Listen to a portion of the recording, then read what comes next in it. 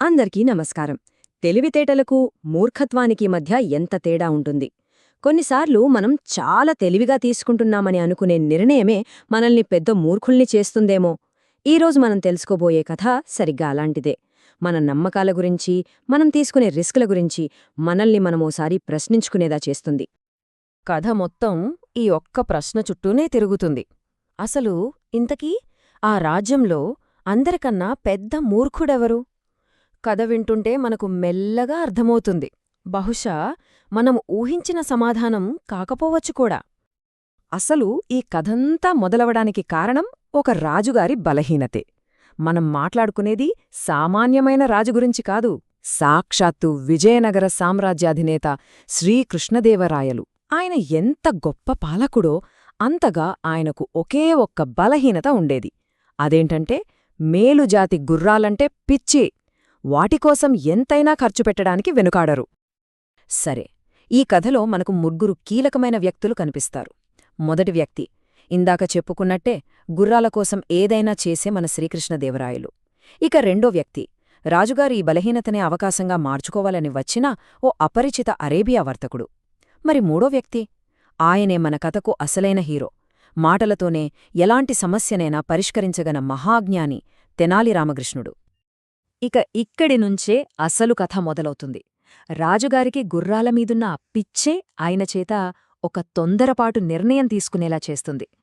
ఆ ఒక్క నిర్ణయమే కథ మొత్తాన్ని ఒక పెద్ద మలుపు తిప్పుతుంది. ఒకరోజేమైందంటే ఓ అరేబియా వర్తకుడు సరాసరి రాజుగారి ఆస్థానానికొచ్చాడు.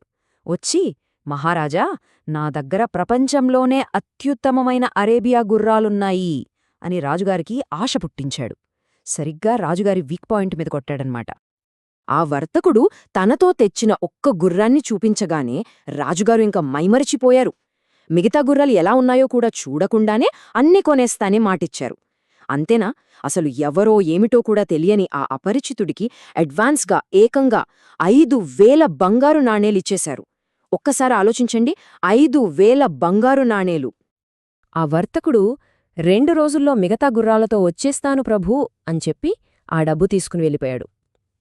2 రోజులు గడిచాయి. రాలేదు. సరే, ఇంకొంచెం చూద్దామనుకున్నారు. వారం గడిచింది. అతని జాడే లేదు. 2 వారాలు పూర్తయ్యేసరికి రాజుగారికి అర్థమైపోయింది, అతను రాడు, తను మోసపోయానని. ఇక రాజుగారిలో టెన్షన్ మొదలైంది. అటు డబ్బు పోయింది, ఇటు పరువు పోయిందని రాజుగారు మదనపడుతున్న ఒక సాయంత్రం తోటలో తెనాలి రామకృష్ణుడు కనిపించాడు. చాలా సీరియస్గా తాళపత్రం మీద ఏదో రాసుకుంటున్నాడు. తన సమస్యకు పరిష్కారం అక్కడే దొరకబోతోందని పాపం రాజుగారికి అప్పుడు తెలీదు. ఇప్పటికే కోపంతో, చిరాకుతో ఉన్న రాజుగారు తెనాలి దగ్గరకు వెళ్ళి, ఏమిటంతా శ్రద్ధగా రాస్తున్నావు అని కాస్త గట్టిగానే అడిగారు. తెనాలి తలకూడా ఎత్తకుండా తన పని తాను చేసుకుంటున్నాడు. రాజుగారికి మరింత కోపం వచ్చి గట్టిగా అడిగారు. అప్పుడు తెనాలి చాలా ప్రశాంతంగా తల ఎత్తి, క్షమించండి ప్రభూ, మన విజయనగర సామ్రాజ్యంలో ఉన్న అతిపెద్ద మూర్ఖుల జాబితా తయారు చేస్తున్నాను అని చెప్పాడు. రాజుగారికి ఆశ్చర్యం వేసింది. వెంటనే ఆ తాళపత్రాన్ని లాక్కొని చూశారు. ఆ జాబితాలో మొదటి పేరు, ఆ పేరు చూడగానే రాజుగారికి ఒళ్ళు జలధరించింది. ఎందుకంటే ఆ పేరు మరెవ్వరిదో కాదు, స్వయంగా తన పేరే అక్కడుంది. ఇంకేముంది, రాజుగారికే పట్టలేనంత కోపం వచ్చేసింది. నా పేరునే మూర్ఖుల జాబితాలో మొదట రాయడానికి నీకెంత ధైర్యం అని గర్జించాడు. దీనికి సరైన కారణం చెప్పకపోయావో నీ తల మొండెం నుండి వేరవుతుంది, జాగ్రత్త అని హెచ్చరించాడు. కాని తెనాలిరామ ఏమాత్రం భయపడలేదు, చలించలేదు. ఇక్కడే అతని అద్భుతమైన తెలివితేటలు, సూటిగా స్పష్టంగా ఉండే అతని తర్కం రాజుగారి కోపాన్ని ఎలా చల్లార్చబోతుందో మనం చూస్తాం. తెనాలి చాలా వినయంగా, మన్నించండి మహారాజా, కనీసం ఎవరో ఏమిటో కూడా తెలియని ఒక అపరిచితుడి చేతిలో ఏకంగా 5,000 బంగారు నాణేలు పెట్టినవాళ్లను మూర్ఖులు అనక మరేమంటారు? అందుకే మీ పేరు మొదట రాశాను అని చాలా స్పష్టంగా చెప్పాడు. తెనాలి మాటల్లోని నిజాయితీకి రాజుగారి కోపం కొంచెం తగ్గింది. కాని తనని తాను సమర్థించుకోవాలనే ఆశతో ఒక ప్రశ్న వేశాడు. సరే తెనాలి, నువ్వు చెప్పింది నిజమే అనుకుందాం. ఒకవేళ ఆ వర్తకుడు నిజాయితీపరుడై గుర్రాల్తో తిరిగి వస్తే అప్పుడేం చేస్తావ్ అని అడిగాడు. తనొక మంచి పాయింట్ పట్టుకున్నాననే ధీమా రాజుగారి మాటల్లో ఉంది. ఇక్కడే ఉంది తెనాలి అసలైన తెలివి. అతను నవ్వి ఇలా అన్నాడు, ప్రభూ, ఒకవేళ ఆ వర్తకుడు నిజంగా గుర్రాలతో తిరిగి వస్తే అప్పుడు అతను మీకన్నా పెద్ద మూర్ఖుడవుతాడు.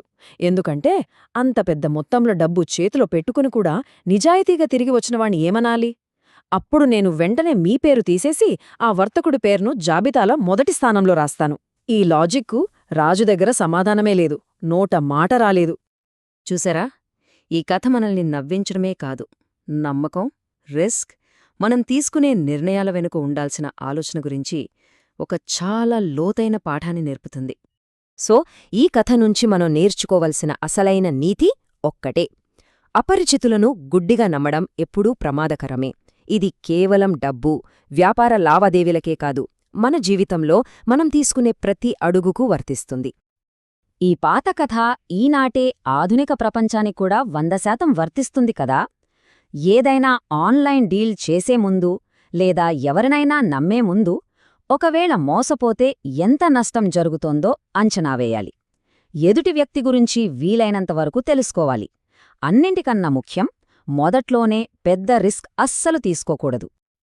అంటే చివరిగా ఈ కథ మనకు చెప్పేది కేవలం మూర్ఖుల గురించి కాదు. ఇది రిస్కును ఎలా అంచనా వేయాలి, దాన్ని ఎలా మేనేజ్ చేయాలి అనే దానిపై ఒక మాస్టర్ క్లాస్ లాంటిది. ఎవర్ని నమ్మాలి, ఎంతవరకు నమ్మాలి, మన నమ్మకానికి హద్దులెక్కడ ఉండాలి అనే దానిపై ఒక స్పష్టమైన ఆలోచననిస్తుంది. ఒక్కసారి ఆలోచించండి, ప్రతిరోజు మనం ఆన్లైన్లో ఎందరో అపరిచితులతో మాట్లాడుతుంటాం. ఎన్నో ఆఫర్లు, ఎన్నో స్కీములు మనల్ని ఊరిస్తూ ఉంటాయి. మరి ఇలాంటి డిజిటల్ యుగంలో తెనాలి రామ నేర్పిన ఈ పాఠాన్ని మనం ఎలా గుర్తుంచుకోవాలి? ఎవరు నమ్మదగినవారో, ఎవరు కాదో ఎలా నిర్ణయించుకోవాలి? దీని గురించి తప్పక ఆలోచించండి.